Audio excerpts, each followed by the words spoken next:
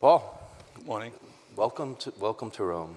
And Rita, thank you for that great overview of all the wonderful work that's being done here in Europe and also Asia Pacific, and for your excellent leadership, particularly involving all of the women of the ARM community. Very, very much appreciated. So thank you.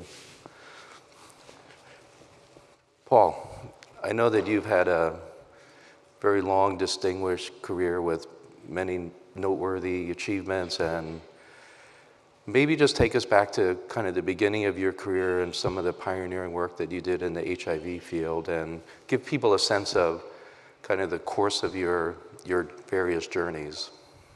Well, first of all, thank you, Bob, for inviting here. Great opportunity to meet many people in the cell and gene therapy space. Yes, going back, I started my life as a physician in Africa. Even as a student in medicine, I spent my formative years doing spending my holidays on the ground in Africa in the middle of the HIV pandemic, the start. The first time I was there in '83, HIV was almost barely not known in the world, but the hospital in Kinshasa was full of people with HIV, and basically there was no solution. And not only that led to the pandemic in HIV. I started then doing 4 years of clinical and scientific research in Congo as a physician, first in Kinshasa, then in Rwanda, learning about what could we do for these patients. And yes, we could do nothing than treating opportunistic infections, and maximum life expectancy was 6 months. Yeah? So then came the war in Rwanda, returned to Belgium, and was hired by Paul Janssen to come start to work with him on HIV discovery. So we did a lot of work. We failed it all because we did not understand that the virus was a very highly mutable agent. And we first had to figure out how to learn about the virus before we could make medicines. We tried 4 times in the clinic, didn't work. So I started then first a diagnostic company. And so Verco was a diagnostic company I set up between Europe and the US, where we screened, we measured, and we guided therapy through sequencing and phenotyping 600,000 patients. So we generated a database of hundreds of thousands of patients learning about the mutation patterns. And that gave us an insight that, well, we found 400 different mutations, more combinations possible than that there are water molecules on Earth. How the hell are you going to do this? Came down to bringing together combinations of therapy, complementary therapies, good diagnostics, and 20 years later, I won't say HIV is history, but we were able to combat it. And the effort was an effort between regulators, governments, collaborative efforts between patients, the industry, and governments to adapt the regulatory pathway to make sure that combinations were able to foster.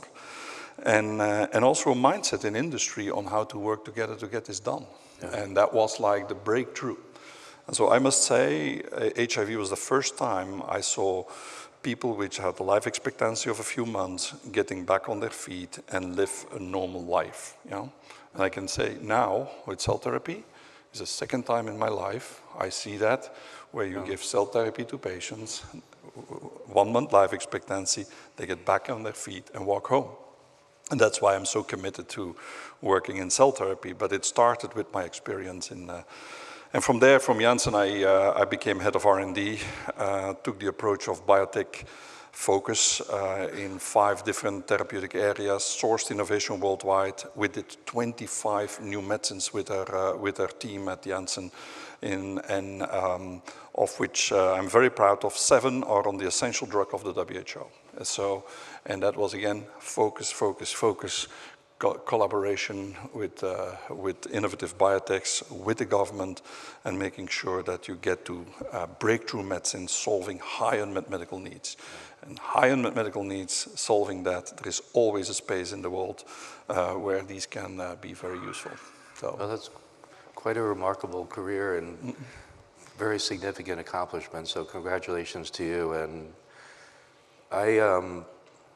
both of us have had experience of working in smaller companies, and I spent most of my career in biologics and vaccines, where you can have 1 or 2 products that really change the trajectory of not just a patient experience, but also from a certain perspective, also societal impact.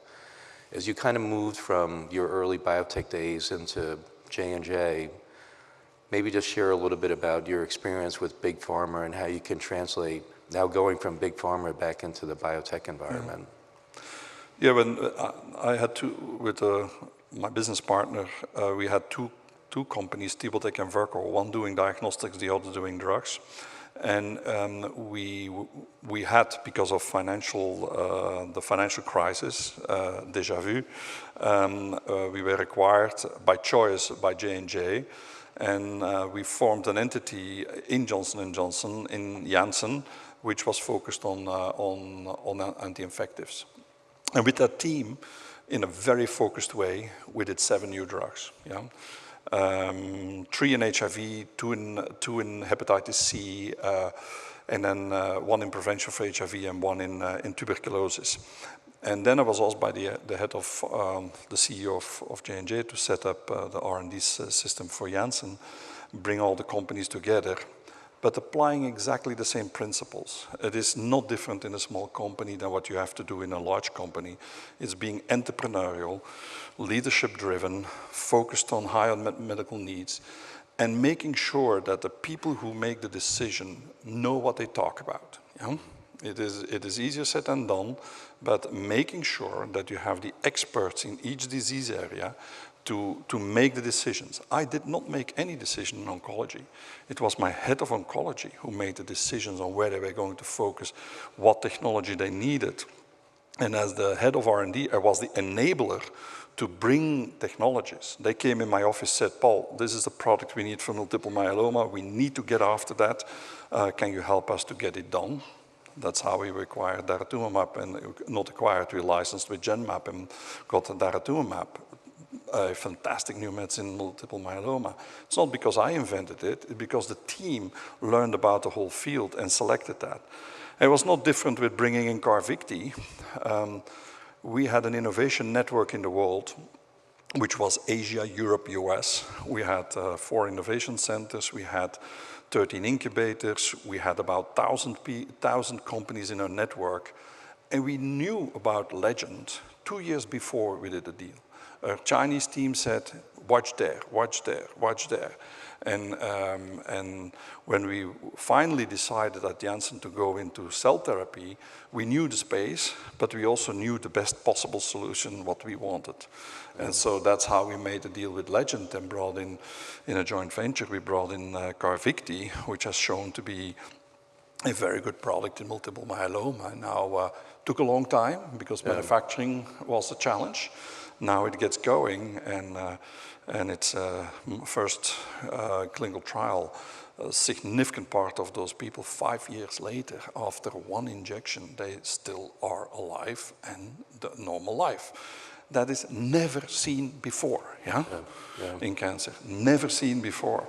And that's where I think CAR-Ts are only at the beginning of showing their potential. It's up to us as a team focusing on cell and gene therapy that it's only the beginning of the potential of this field. Yeah. Well, maybe just dig in on one aspect of what you just described with your network at Janssen, where you had the groups in different parts of the world with, I would describe as a pretty sophisticated antenna of technology scouts and assessment. Was there something about the Legend technology that someone on your team saw that was kind of like a signal or a tipping point where you thought, you know, a eureka type moment that was going to tip it over, where it would lead to the type of transformational product it is today? It was, we knew about them, but the first data at ASH, and I can't remember what year, were quite remarkable. And at that moment, we started to do diligence. Yeah? And we had a Chinese-speaking team, physicians in hemato-oncology. They went to China for doing diligence. They checked, was the patient right? Did the patient exist? Where is the file? Is the patient alive? And it was very high quality. Yeah? And then we looked at what therapies available in the rest of the world, and we did diligence on all CAR-Ts which were available. And we said, we are going to choose the one with the highest potential in efficacy, because then you start at the right side of the curve. Yeah? You have to make sure that you have the highest potential efficacy, and that was already visible in the first 40, 50 patients, and that's where we said we are going to focus. But it was 2 years before we knew about it. We started to follow, we saw the clinical data. I met the chairman a few times in China, and we started to engage, and that is how partnerships work. You know? Yeah, and part of the reason I wanted to ask that question, and thank you for the thoughtful response, was I've been meeting with a number of the small emerging companies, and given the current investor climate, there are a lot of companies that are concerned about how are they going to bridge that kind of multi-year cycle of having something that's really transformational but very early. What is it that big biotech, big pharma companies really look like? How do they get in front of the right decision makers at the right time to potentially partner or be acquired? And I think it's one of those situations where it's kind of a combination of you have to have the right science with the right scientific integrity and quality, and then you need to get in front of your potential partner or acquirer at a time where you build a relationship, not in one meeting, and we do a lot of partnering meetings here, but this is the start of a longer term relationship. Maybe just expand a little bit on your thinking about what advice you would give to some of these smaller companies. Yeah, I think business development is not a one-time shot. Huh? It is typically learning.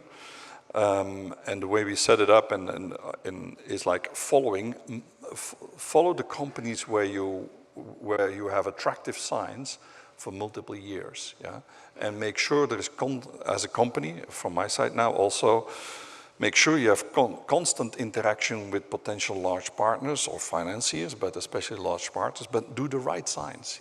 Make sure that you do first of all, the killing experiment first. Why will it not work? And then make sure you have the experiment showing that your technology works. And every dollar spent on a product which has a chance not working is a dollar lost. So make sure you evaluate what is going to kill the product, and then make sure you show the value. But what's going to be important, and I think that's where it comes to regulatory pathways. If you look at China today, and I was in China over the summer, you see like dozens of constructs being tested in IIT studies. It's almost a Darwin process on what is working. And yes, there is an unlimited flow of biological products now coming out of that space, which would enter, which can be accessible to us, but would enter the space.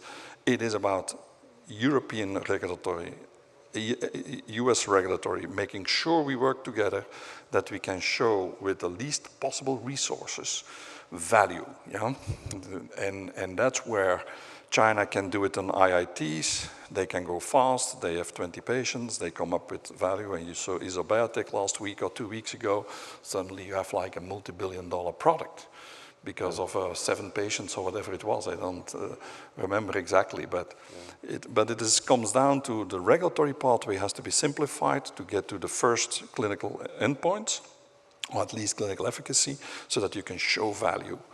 And that is, it is difficult times, but in pharma what we did, and I saw the introduction from Rita, we worked together with the industry to also facilitate the way to work with the authorities. And the association is called Transcelerate Bio.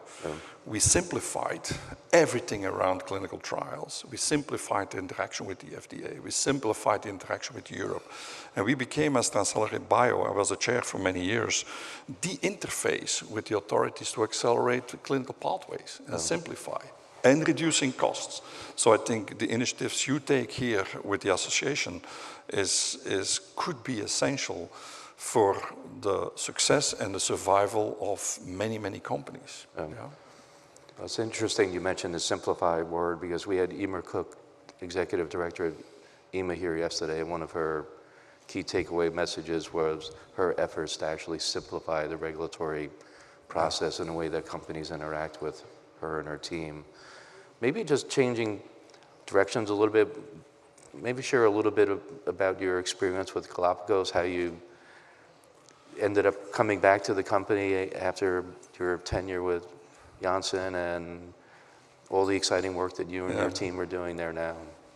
Yeah, the Galapagos has a special place in my heart because I was the co-founder in '99, and so we started the company up as a discovery engine for new targets before the human genome was even sequenced, and so that was a source for new targets for new medicines.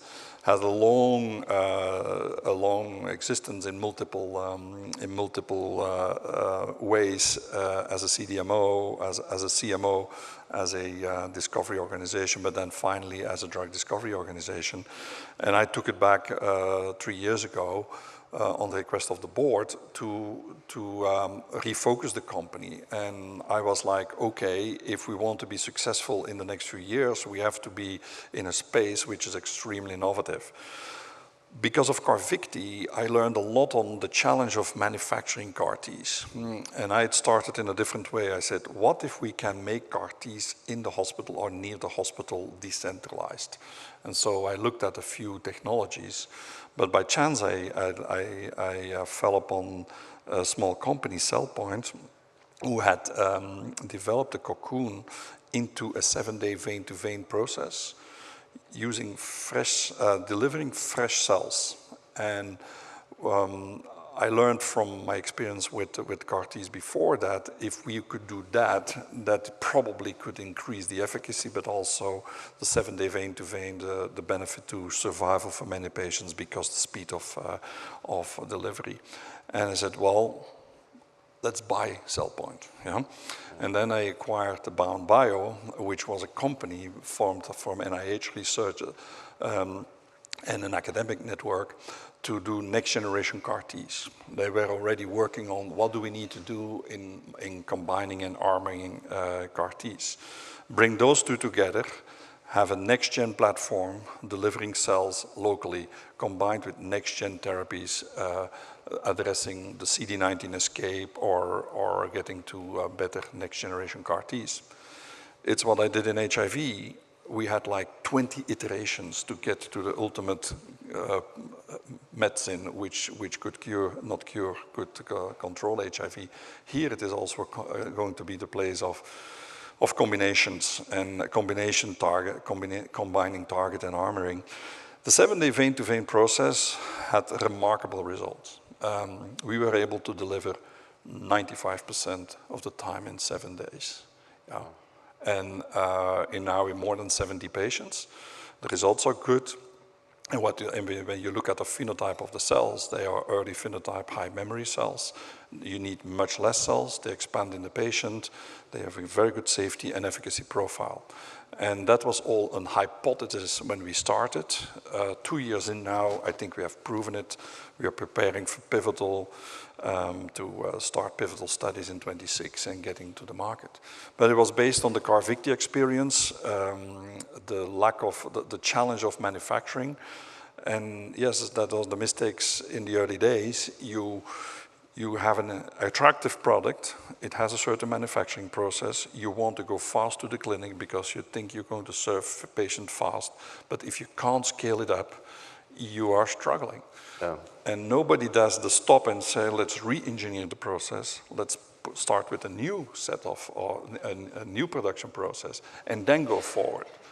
And that was what CellPoint did. They didn't have any product in the market, so they started from scratch, and they invented the 7-day vein-to-vein and a beautiful process, continuous process with inline quality release, and we can now deliver 3 or 4 hours after delivery on the 7th day. We can get to after coming out of the machine, we can deliver to patients. Yeah.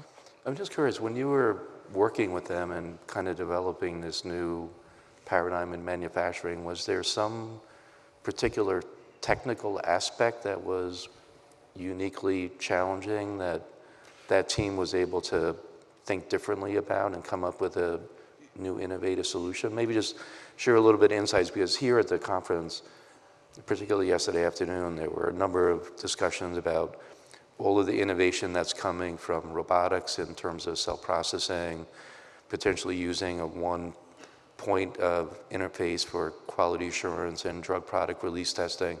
I'm just kind of curious, now that you have this process and you're just look back a little bit retrospectively, is there something that Yeah, this team of creative people came up with that was like, wow, we can really crack the nut here?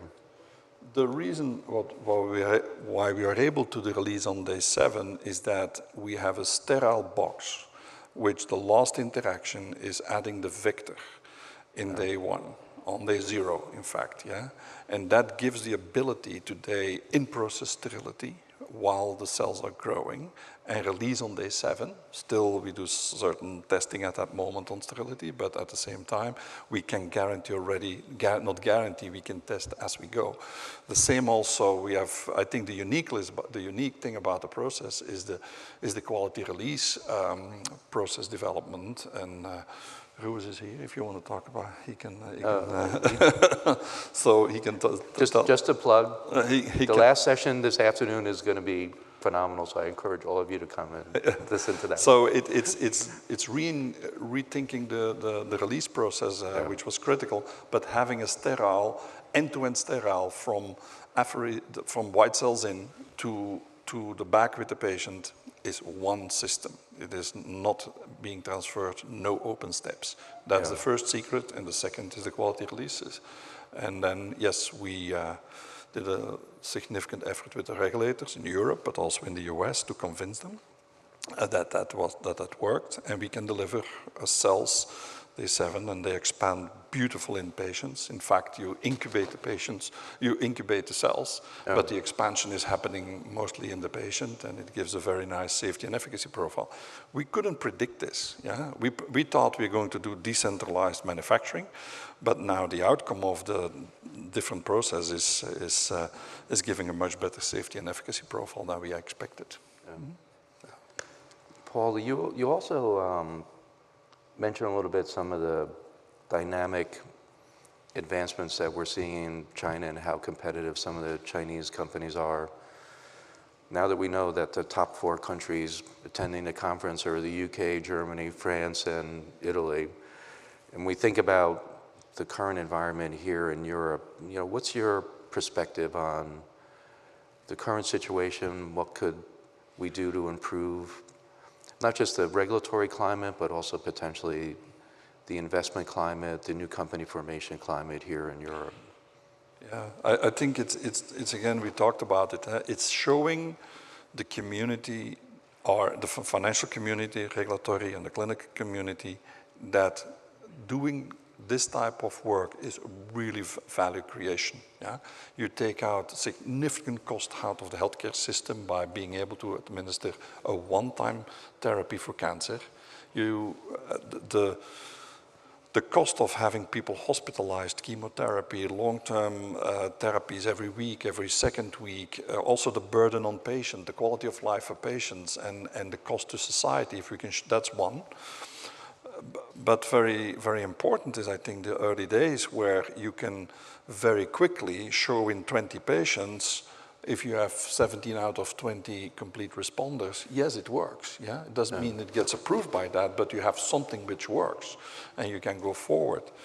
I was in one of the hospitals in China where they did 1,000 CAR Ts a year in that one hospital, and at that moment they were testing 30 different constructs. Yeah? So 30 different combinations of targeting. So catching up with that, or at least being competitive with that, even we work with them, or we find a regulatory system in Europe and in the US which can do the same. Yeah? That is that we don't need to go to 6 months of work in order to get the clinical trial start, that you can do it in 1 month, and that you can prove that your early products work. And the value creation in biotech, it's already 30 years like that. It's between the science and the first 20 patients showing value. That is where the most value is created. And I think enabling that piece where industry can show that value to financial community and to the medical community, I think is a critical part for the cell and gene therapy to survive. Not to survive, to thrive. You know? It's absolutely going to survive, but it needs to thrive. Yeah. And I had forgotten when we were on the topic of Galapagos, the current plan for the company. I know that you've made some important strategic decisions about how the company will be organized going forward. Maybe share a little bit to the extent that you can. No, With the it's ongoing in fact on very simple. If you have multiple modalities in a small company, very difficult. You can't have 5 diseases and 3 modalities in one company.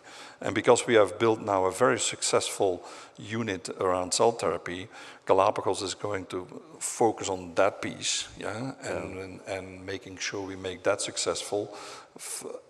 Extremely focused on solid, but hematological cancers and solid tumors. And we are going to have an investment arm in a separation, which is going to acquire and which is going to do other modalities and other diseases. And it is also oncology, immunology, but you can't in one small company with the one management team get that many activities. And I did the same in J&J. As I said earlier, people who make decisions need to know what they talk about. Oncology, cell therapy, very specialized. And focus, focus, focus to get to quality, get to speed, and get to especially know-how on a certain area to be successful. So that's what we are doing at Galapagos, and hopefully we'll get to the separation in the next few months. But in the meantime, the whole management team is focused on progressing the cell therapy now. That's great. Well, I had the opportunity to also get briefed by your team, and we were chatting a little bit about our families, and I was told that you are the proud grandfather of 9 grandchildren. That's correct, yes. And that was my other reason to go back to Europe. My wife and me lived 15 years in the US. Our kids got grown up and starting to get children, and now we have 9 grandchildren. So my wife very busy with babysitting. I'm very busy with Galapagos, and a happy life together. Yeah. Well, I know we have a lot in common with our various backgrounds, but I'm the proud grandfather of 4, and my daughter is expecting our 5th next Wednesday. So for me, this is kind of an interesting time to be here in Rome and to also be with you. But it's kind of, for me, it's a little bit of a, when your kids have kids, it kind of changes the way that you think about the world. Yeah. And from an optimistic perspective, I don't think there could be both a more challenging time to be born into the world and maybe a more stressful time to be born into the world. But in the terms of like our space with developing and delivering such transformational medicines, and I know that Kat Ballard, who's on our board, had mentioned yesterday in one of the sessions, what we really need to do is focus on the children. Coming up with ATMPs to change the trajectory of children who are born with these devastating genetic diseases. And when you think about the impact that we have, the kids coming into the world are going to be the future. So maybe just share a little bit of your maybe resonant philosophy with me on that aspect. Yeah, I think the science is now there to solve many of the genetic diseases. Unfortunately, at the moment in the US with Peter Marks stepping down, I think it's a significant blow. I worked a long time with Peter Marks, with the industry R&D leaders to get to a platform which could be used broadly for this space. Yeah. Yes, and I think we should not give up. Politics are temporary. I'm 35 years in this business. It comes and goes. Yeah, and it's not the first time we have this type of hiccup in history. That's I think you keep focusing one day. When I started my career, I was hired by Paul Janssen, and at that moment there was no therapy for HIV. And he said to me, join me one day, this disease will be solved by one pill once a day. Everyone will live lifelong if they take those pills, and it will be available worldwide. Yeah. I said, this guy is crazy. It's never going to happen. We are there, 20 years later, one pill once a day, even one injection every second month. It's available worldwide, and people live lifelong. Yeah. And it's for us as let's say seniors, all with experience and a long career. It's enabling the next generation of leaders to take on with a mission to drive these therapies to patients. And you have to go to a lot of failures before you're successful, but make sure, my mentor Polly Anson always said, we didn't think hard enough, let's start again. Yeah, and so in my failures, I learned more from the failures than from the successes.